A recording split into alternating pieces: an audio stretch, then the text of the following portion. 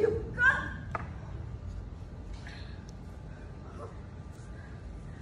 Hayop ka!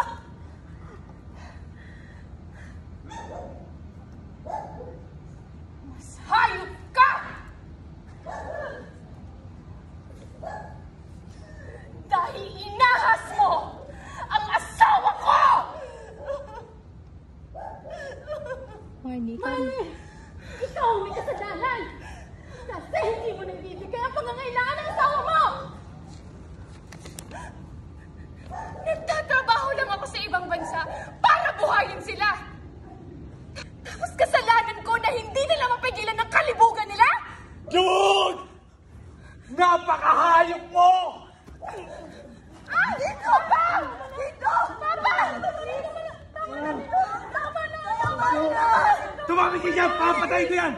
Tama na dito, please! Tumabi kayo! Papa!